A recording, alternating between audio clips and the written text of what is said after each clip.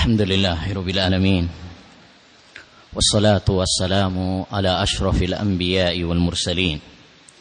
Nabiyyina Muhammad wa ala alihi wa ashabihi wa man tabi'ahum bi ihsanin ila yaumiddin. Amma ba'du.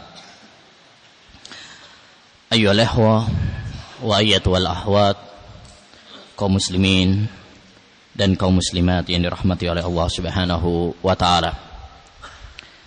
Kita lanjutkan kajian kita dalam aqidah dari kitab Al-Aqidah At-Tahawiyah oleh Imam Abu Ja'far At-Tahawi rahimahullahu taala. Masih pada pembahasan awal dari kitab yang barokah ini, di mana penulisnya mengawali dengan pembahasan tauhid. Beliau mengatakan rahimahullah, naqulu fi tauhidillahi mu'taqidina bi taufiqillahi. Kami mengatakan, dan kemarin sudah kita sebutkan sebuah kaidah, idza utliqal qaul fal muradu bihi al qaulu bil lisan. Kalau dimutlakkan kata al qaul, ucapan, maka maksudnya adalah ucapan dengan lisan, bukan ucapan dalam hati. Ya, bukan ucapan dalam hati. Fi tauhidillah, dalam tauhid kemarin sudah kita bahas tentang perbedaan antara akidah dan tauhid. Apa perbedaannya? Mana yang lebih umum?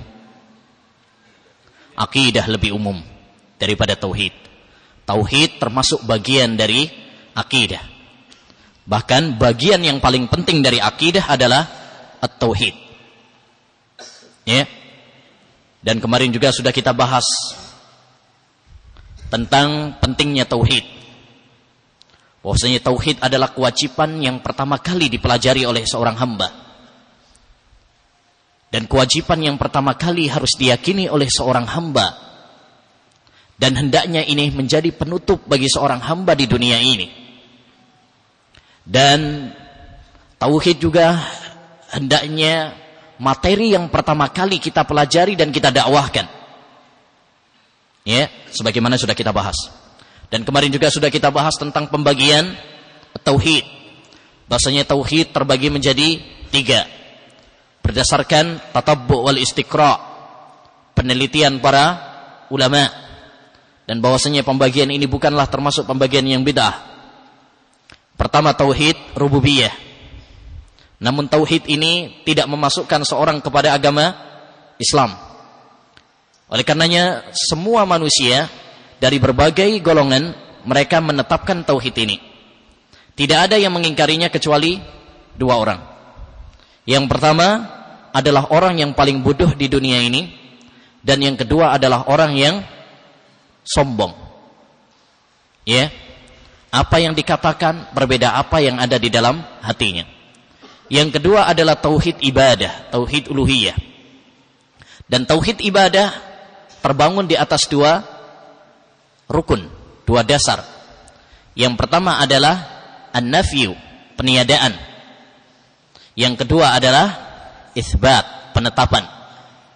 Peniadaan yaitu kita meniadakan semua sesembahan, ya, selain Allah Subhanahu wa taala.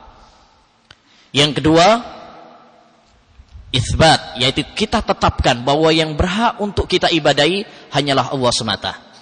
Itulah makna tauhid, kalimatut tauhid, la ilaha illallah. La ilaha ini adalah apa? Nafi, peniadaan. Adapun illallah ini adalah isbat, penetapan. Ya, setelah kita buang, kita hapus semua sesembahan, ya, kita hanya tetapkan Allah Subhanahu wa taala semata. Dan yang ketiga adalah tauhid apa? Al-asma' was sifat. Dan tauhid ini pun terbagi menjadi 2 rukun. Dan terbangun di atas 2 rukun. Yang pertama adalah, ya, menetapkan semua sifat, nama yang ditetapkan oleh Allah dalam Al-Quran dan apa yang ditetapkan oleh Rasulullah sallallahu alaihi wasallam dalam hadisnya yang sahih. Yang kedua adalah tidak menyerupakan Allah Subhanahu wa taala sifatnya, nama-namanya dengan sifat-sifat makhluk.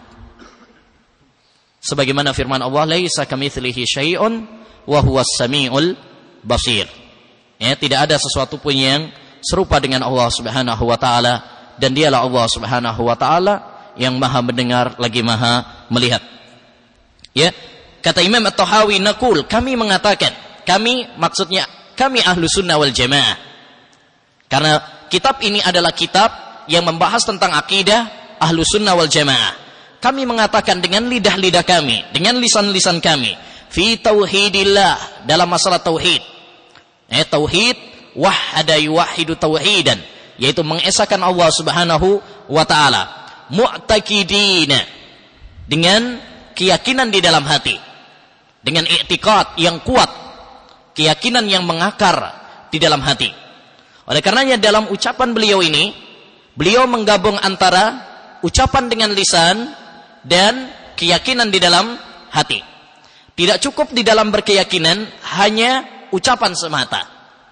Kalau tauhid atau akidah atau iman hanya dibangun di atas ucapan saja, ya, apa bedanya dengan tauhidnya orang-orang munafik? Orang-orang munafik mereka mengatakan kami beriman,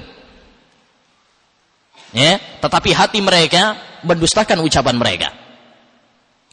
Yang kedua adalah hati, ya. Kedua adalah harus dalam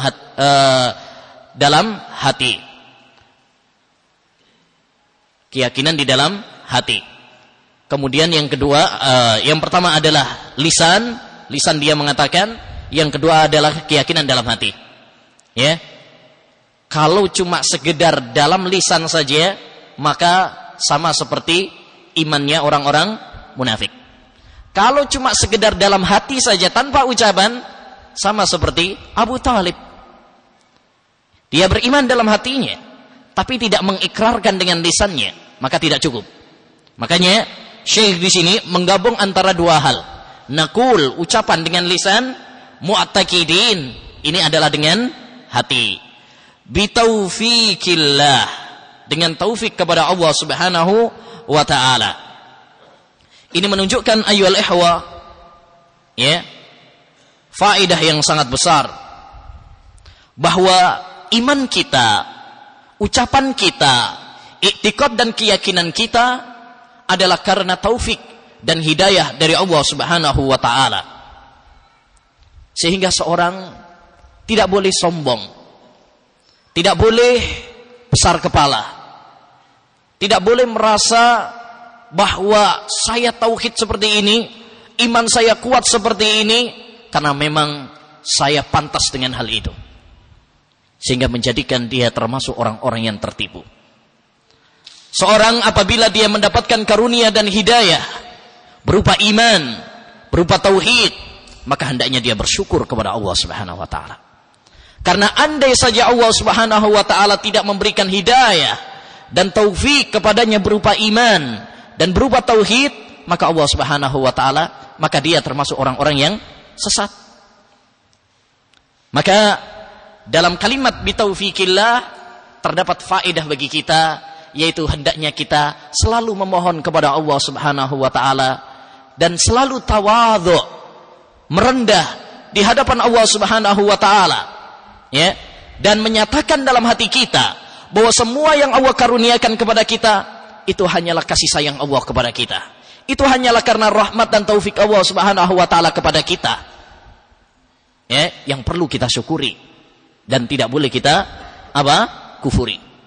Ini yang perlu disadari dan diyakini oleh semua kaum muslim dan muslimah. Ya, tatkala dia mendapatkan hidayah, tatkala dia mendapatkan nikmat iman, nikmat ilmu, jangan kemudian sombong, jangan kemudian dia kufur. Hendaknya dia tawadhu dan menyandarkan kepada Allah Subhanahu wa taala. Iyyaka na'budu wa iyyaka nasta'in. Ya, hanya kepada Engkau ya Allah kami beribadah, dan hanya kepada Engkau ya Allah kami meminta pertolongan. Kenapa kita minta pertolongan kepada Allah? Kata Syekhul Islam Taimiyah, iyyaka na'budu yadfa'ur riya wa iyyaka nasta'in yadfa'u al-kibriya. Iyyaka na'budu, kami hanya beribadah kepada Engkau ya Allah, ini untuk menghilangkan penyakit riya. Wa iyyaka nasta'in, ini adalah untuk menghilangkan penyakit kibriya. Apa? Sombong. Ya, kita tidak boleh sombong. Oh, dia merasa aman dengan tauhidnya. Oh, saya insya Allah tauhid saya ini apa? Mantap. Saya nggak perlu diragukan lagi, nggak perlu dikhawatirkan lagi. Ini kalimat-kalimat yang tidak diperkenankan. Nabi Ibrahim saja takut kalau dirinya dan kalau anak keturunannya terjatuh di dalam apa? Kesyirikan. Kata Ibrahim At-Taimi rahimahullah, "Wa man yakhafu asy-syirka ba'da Ibrahim, wa man ya'manul balaa'a ba'da Ibrahim." Siapa yang merasa aman dari bala bencana syirik setelah Ibrahim? Artinya kalau Ibrahim saja bapaknya ahli tauhid enggak merasa aman dari kesyirikan, masa kita kemudian merasa aman? Masa kita kemudian tidak merasa takut kalau kemudian kita terjatuh di dalam kesyirikan, kerusakan akidah? Ya, oleh karena itu tidak ada, ya, tidak boleh bagi seorang di antara kita merasa sombong, ya, merasa kufur nikmat. Wah, saya sudah nggak perlu belajar tauhid lagi, nggak perlu belajar akidah lagi. Saya sudah kuat akidahnya. Ini adalah orang-orang yang sombong. Hati seorang hamba dalam jari jemari Allah Subhanahu wa taala. Kita tidak tahu apa kesudahan akhir kita. Qulubul ibadi baina usbu'in min asabi'ir rahman yuqallibuha kaifa sya'. Hati para hamba itu di dalam jari jemari Allah Subhanahu wa taala. Allah membolak-balik ke manapun Allah Subhanahu wa taala kehendaki. Betapa banyak orang yang dahulunya tauhid, memiliki iman, memiliki akidah yang kuat, mantap, lalu kemudian berubah. Imran ibn Hittan, dahulunya adalah seorang ulama Ahlus Sunnah wal Jamaah. Namun, karena fitnah syubhat dan fitnah syahwat, akhirnya dia menjadi apa? Tokoh Khawarij tulen. Sehingga membuat syair-syair yang memuji Ibnu Muljam, pembunuh Ali bin Abi Thalib. Bayangkan, ini ulama Ahlus Sunnah wal Jamaah. Oleh karenanya, ayolah ikhwah, ini perlu bitaufikillah, ini perlu kita resapi bahwa tauhid, hidayah, iman itu hanyalah taufik dari Allah Subhanahu wa taala. Sampai seorang masuk surga itu pun karena rahmat dan taufik dari Allah Subhanahu wa taala. Rasulullah sallallahu alaihi wasallam bersabda dalam hadis Abu Hurairah radhiyallahu an, "La yadkhulu ahadukumul jannata bi amalih." Tidaklah salah seorang di antara kalian itu masuk surga karena amalnya. Yakni surga ditukar dengan amal, enggak imbang. Enggak imbang. Amal kita sedikit, surga begitu mahal. Amal hanya sebab. Amal hanyalah sebab. Tapi kalau sebanding dengan surga yang Allah janjikan kepada kita, itu enggak sebanding. Enggak sebanding.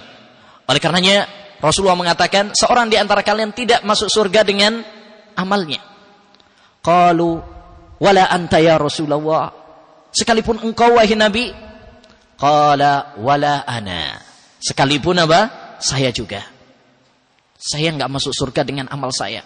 Padahal Rasulullah adalah orang yang paling bertakwa, orang yang paling takut kepada Allah Subhanahu wa taala, orang yang paling banyak ibadahnya, orang yang paling mantap tauhidnya. Ana a'lamukum billah wa akhsyakum lillah. Saya adalah orang yang paling berilmu di antara kalian dan paling takut kepada Allah Subhanahu wa taala di antara kalian. Sekalipun demikian kata Nabi, wala ana illa an yataghammadani Allahu bi rahmati. Hanya saja Allah Subhanahu wa taala memberikan rahmat kepada saya. Seandainya Allah tidak memberikan rahmat kepada saya, ya, tentu saya enggak masuk surga. Jadi ayoul ikhwah, inilah tawadhu'nya Rasulullah sallallahu alaihi wasallam. Dia tidak merasa bangga dengan amal yang dia lakukan. Ya, tidak. Tetapi dia merasa bahwa semua itu adalah taufik dari Allah Subhanahu wa taala. Kemudian kata Imam At-Tahawi selanjutnya, innallaha wahidun la syarikalah. Kami mengatakan dalam masalah tauhid ini dengan penuh keyakinan, ya, dengan taufik kepada Allah Subhanahu wa taala, innallaha wahidun. Bahwa Allah Subhanahu wa taala itu adalah wahid, esa. Ya, wahid adalah salah satu nama dari nama-nama Allah Subhanahu wa taala. Al-Wahid adalah salah satu nama dari nama Allah yang disebutkan dalam Al-Qur'an kemarin berapa kali? Kayaknya udah ini pelajaran Umdatul Ahkam. Berapa kali? 22 kali di dalam Al-Qur'an. Ya, Allah menyebut nama Al-Wahid, ya, di dalam Al-Qur'an sebanyak 22 kali. Dan makna bahwasanya Allah Subhanahu wa taala wahid esa, yakni mencakup esa dalam rububiyahnya. Bahwa hanya Allah Subhanahu wa taala saja yang menciptakan, tidak ada yang lain. Hanya Allah Subhanahu wa taala saja yang memberikan rizki, tidak ada yang lain. Ya, hanya Allah Subhanahu wa taala saja yang mengatur alam ini, tidak ada yang lainnya. Andai saja ada yang mengatur alam dunia ini selain Allah Subhanahu wa taala, hancur dunia ini. Ya, coba kalau sopir mobil itu 2 orang. Mungkin apa enggak? Malah nabrak. Yang satu pengen ke kanan, yang satu pengen belok ke kiri. Akhirnya masuk tambak. Itu baru mobil loh ya. Itu baru mobil. Bagaimana dengan pengaturan dunia? Maka tidak mungkin ada yang mengatur alam semesta ini kecuali hanya satu. Dan itu tidak mungkin kecuali hanya Allah Subhanahu wa taala semata. Yang kedua juga adalah wahidun fi uluhiyatih. Allah Subhanahu wa taala itu esa dalam masalah ibadah. Tidak ada yang berhak untuk diibadahi kecuali hanya Allah Subhanahu wa taala semata. Enggak ada yang berhak untuk kita, ya, berdoa kepadanya kecuali hanya Allah semata. Tidak ada yang berhak untuk kita menyembelih untuknya kecuali hanya Allah semata. Siapapun selain Allah Subhanahu wa taala tidak berhak. Baik dia wali, baik dia kuburan, pepohonan, batu-batuan, laut, gunung, enggak ada yang berhak. Maka tumbal-tumbal yang diberikan kepada selain Allah Subhanahu wa taala enggak bermanfaat sama sekali. Ya. Jadi ini wahidun fi uluhiyatih. Dan ini ikhwan ada hubungan dengan yang pertama. Makanya para ulama mengatakan tauhidur rububiyah mustalzimatun li tauhidil uluhiyah. Tauhid rububiyah itu konsekuensinya adalah tauhid uluhiyah. Orang kalau dia meyakini bahwasanya hanya Allah saja yang menciptakan, hanya Allah saja yang mengatur alam, maka konsekuensinya dia tidak berhak untuk beribadah kecuali hanya kepada Allah. Ya, sebagaimana artinya, sebagaimana tidak ada yang bisa menciptakan, tidak ada yang menciptakan langit dan bumi kecuali Allah, maka tidak ada yang berhak untuk diibadahi kecuali hanya Allah saja. Kalau memang ada yang bisa menciptakan langit dan bumi selain Allah, itu berhak untuk diibadahi, tapi tidak ada. Tidak ada yang bisa menciptakan, tidak ada yang mengatur alam kecuali hanya Allah. Maka hanya dia sajalah yang berhak untuk diibadahi. Demikian juga wahidun fi asma'ihi wa sifatih. Allah Subhanahu wa taala itu esa dalam masalah nama dan sifat-sifatnya. Tidak ada yang serupa dengannya dalam keindahan namanya. Ya, Allah Subhanahu wa taala itu seluruh namanya indah. Walillahil asmaul husna.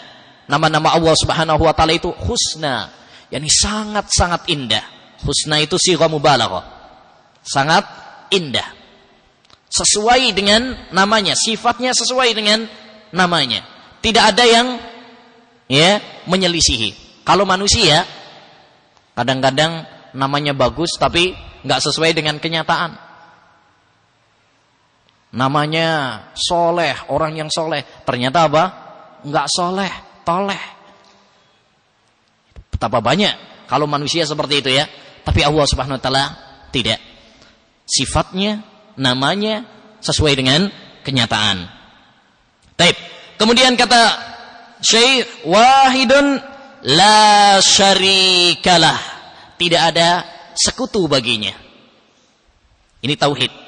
Setelah menetapkan Allah Subhanahu wa taala wahid, esa, kemudian beliau memperkuat, menafsirkan makna wahid ini dengan la syarikalah. Tidak ada sekutu baginya. Ini ayyuhal ikhwah penguat kepada makna tauhid. Bahwa makna tauhid adalah tatkala tidak ada yang menyainginya. Tidak ada sekutu baginya. Oleh karenanya dalam hadis Jabir tentang haji Nabi sallallahu alaihi wasallam, ketika beliau menggambarkan tentang hajinya Nabi Muhammad sallallahu alaihi wasallam, ya, kata Jabir, ya, lalu Rasulullah sallallahu alaihi wasallam mengatakan dengan tauhid, berucap talbiyah, labbaik Allahumma labbaik, labbaik la syarika laka labbaik, innal hamda wan ni'mata laka wal mulk la syarika lak. Perhatikan kata Jabir bin Abdullah, Rasulullah sallallahu alaihi wasallam bertalbiyah, mengucapkan tatkala haji dengan kalimat tauhid. Apa ucapannya? Labbaik Allahumma labbaik, labbaik la syarika laka labbaik. Ya Allah, aku penuhi panggilanmu ya Allah. Ya Allah, tidak ada sekutu bagi engkau ya Allah. Inilah tauhid. Yaitu kita tetapkan hanya Allah Subhanahu wa taala semata yang berhak untuk diibadahi, selainnya tidak ada. Ya, Lata, Uzza, Manat, patung-patung yang dahulu disembah diibadahi oleh orang-orang kafir, kita buang semuanya, kita tiadakan.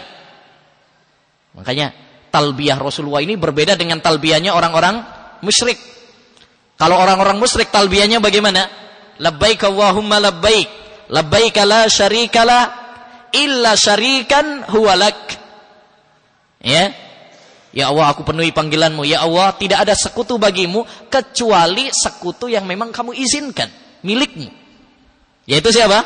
Lata, Uzza. Yang lain batil kecuali sekutu yang memang punyamu, Lata, Uzza. Rasulullah hapus hatta Lata, Uzza, Manat, tidak ada. Pokoknya selain Allah tidak ada. Makanya dalam salah satu usul dikatakan apa? La malakun muqarrab wala nabiyyun mursal. Ya, sekalipun dia adalah malaikat yang paling dekat seperti Jibril, atau nabi yang paling dekat yang diutus seperti Nabi Muhammad SAW. Kalau Jibril dan Nabi Muhammad saja, hamba, makhluk yang paling dekat dengan Allah Subhanahu wa taala, tidak berhak untuk menjadi sekutu bagi Allah Subhanahu wa taala, lantas bagaimana dengan yang lainnya? Lantas bagaimana dengan para wali? Lantas bagaimana dengan para penghuni kuburan? Lantas bagaimana dengan makhluk-makhluk yang lain selain Allah Subhanahu wa taala? Tentunya semua itu adalah batil. Dzalika bi anna Allaha huwal haq wa anna ma yad'una min dunihi huwal batil. Yang demikian itu karena Allah Subhanahu wa taala dialah yang hak, hanya dia yang berhak untuk diibadahi.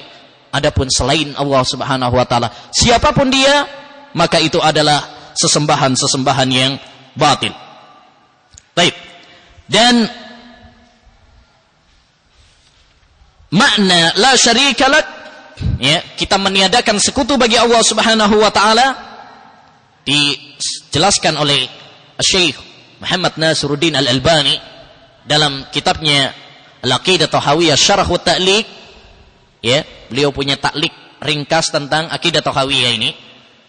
Syekh Albani mengatakan meniadakan sekutu bagi Allah Subhanahu wa taala ini tidak sempurna kecuali dengan meniadakan 3 hal dari kesyirikan. Yang pertama adalah syirik dalam masalah rububiyah,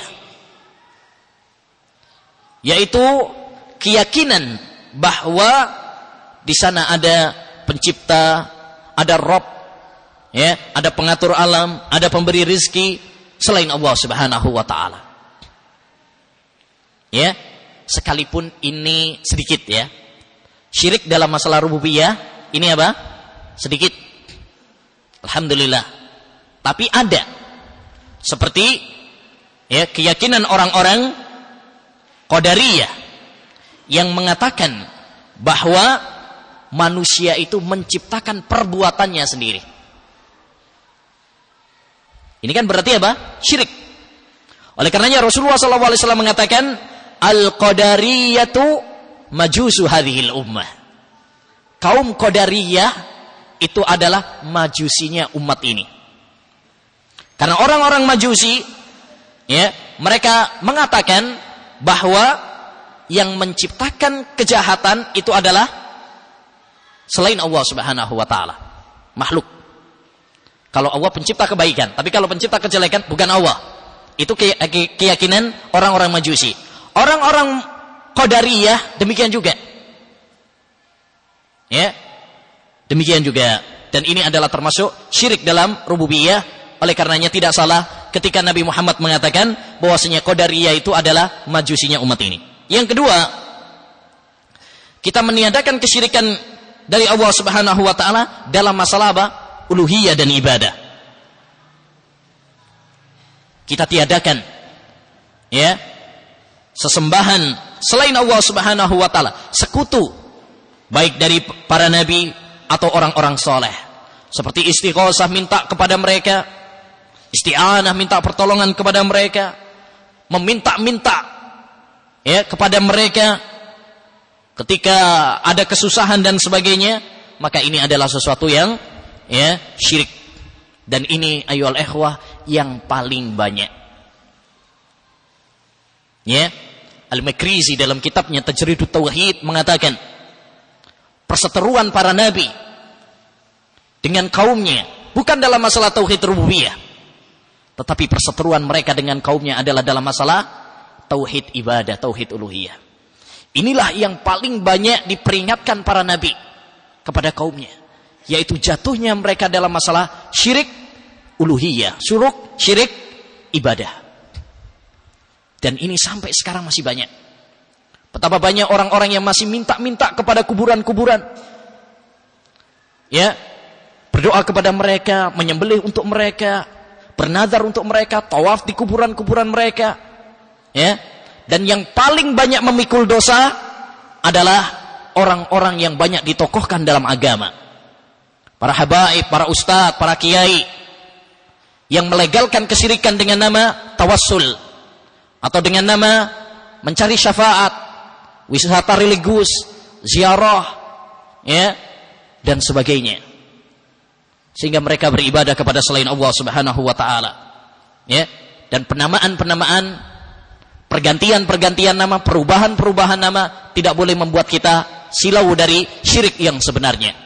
Bukankah Rasulullah SAW mengabarkan kepada kita, inna unasan min ummati yasrabunal khamra wa yusammunahu bi ghairi ismih. Akan ada segolongan dari umatku yang minum khamar dan menamainya bukan dengan khamar. Ya, apa namanya? Whisky, brandy, narkoba, apa lagi dan sebagainya. Ya. Demikian juga syirik. Syirik sekarang diganti namanya dengan nama-nama yang indah, tawassul. Bagus tawassul.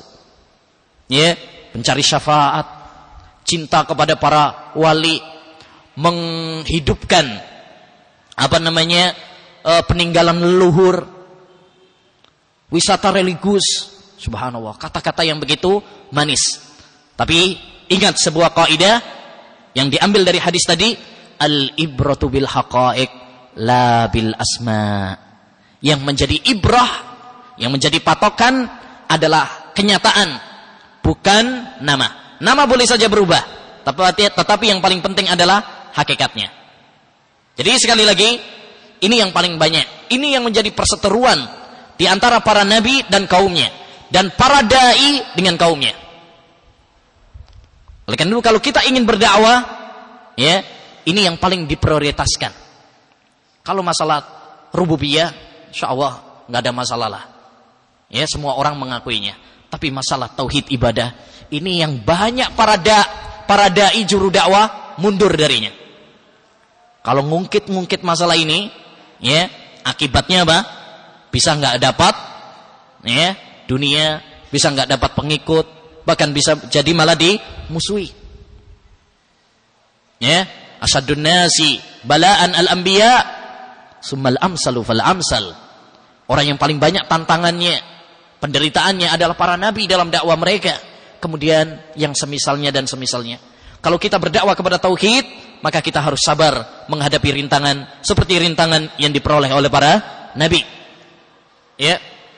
Ada sebuah kisah menarik dalam masalah ini yang menunjukkan kepada kita bahwa kesyirikan dalam masalah tauhid dalam tauhid uluhiyah ini masih ada sampai zaman kita sekarang, bahkan lebih, ya, dan mengalahkan syiriknya orang-orang dahulu. Diceritakan oleh Siddiq Hasan Khan, salah seorang ulama dari India, dalam kitabnya Rihlatus Siddiq ilal Baitil Atiq, ya, tentang perjalanan haji beliau ke mana? Ke Mekah, dari India ke Mekah dengan lewat kapal laut. Ya dulu ya. Kalau sekarang mah sudah banyak yang pakai pesawat. Taib. Beliau ketika di lautan, kemudian ada badai. Ada badai. Ombak besar yang membahayakan kapal dan penghuni kapal tersebut. Apa yang terjadi? Kata beliau, ya, akhirnya semua orang memanggil walinya masing-masing. Yang satu memanggil, ya Syekh Abdul Qadir Al-Jilani aghithni. Yang satu lagi mengatakan, ya Badawi aghithni. Yang satu lagi mengatakan, semuanya memanggil, ya, wali-wali yang ada di negaranya masing-masing. Maka kata Siddiq Hasan Khan, ya Allah, saya khawatir kalau kamu apa? Ya, menenggelamkan kami di laut ini. Kemudian beliau mendakwai mereka. Kalian itu lebih parah daripada orang-orang musyrikin. Ya hada, kalian ini kaum muslimin, orang-orang Islam, orang-orang kafir dulu aja kalau dalam keadaan seperti ini ikhlas kepada Allah Subhanahu wa taala dalam berdoa. Fa idza raqibu fil fulki da'allaha mukhlisina lahuddin. Apabila mereka di dalam badai, tertimpa badai, ombak besar, ya, da'allaha mukhlisina lahuddin. Mereka berdoa kepada Allah ikhlas hanya kepada Allah. Mereka enggak memanggil ya Lata Uzza Manat, lupa, dilupakan. Ya. Kok kalian kaum muslimin malah lebih parah? Ini orang-orang kafir aja dulu keadaan seperti ini, mereka hanya minta kepada Allah. Kok kalian orang muslim malah apa? Manggil selain Allah Subhanahu wa taala. Ya, akhirnya kemudian beliau berdoa dan mengajak yang lainnya berdoa hanya kepada Allah, dan alhamdulillah kemudian apa? Selamat. Yang kemudian setelah sampai langsung melakukan apa? Sujud syukur. Tapi yang ketiga, ya, syirik dalam masalah sifat. Ya, syirik dalam masalah sifat. Taib.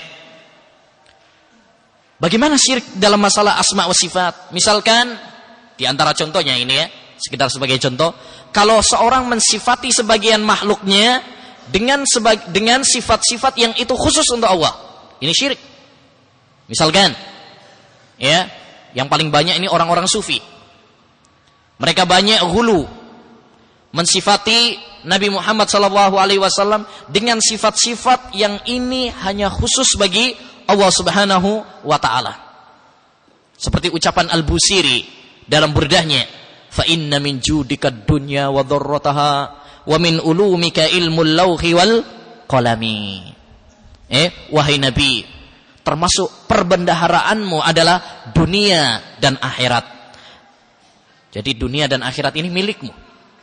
Wa min ulumika, dan termasuk ilmumu, ilmu lauhi wal qalami. Ilmu tentang apa? Mengetahui lauhul mahfud dan tentang qalam yang mencatat semua takdir. Ya, tentu saja ini termasuk syirik dalam masalah apa? Sifat. Karena sifat ini hanya khusus untuk siapa? Allah Subhanahu wa taala. Yang mengetahui alam ghaib hanya Allah Subhanahu wa taala. Ya, Allah Subhanahu wa taala enggak tahu. Rasulullah sallallahu alaihi wasallam tidak tahu kecuali apa yang diwahyukan Allah kepadanya.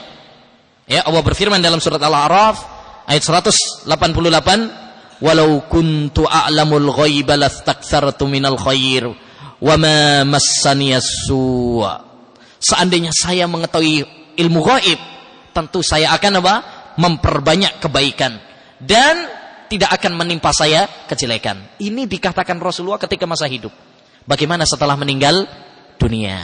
Jadi ini ayyuhal ikhwah rahimani wa rahimakumullah, ya, 3 macam syirik yang perlu kita bersihkan dari diri kita sebagai perwujudan dari apa? Tauhid.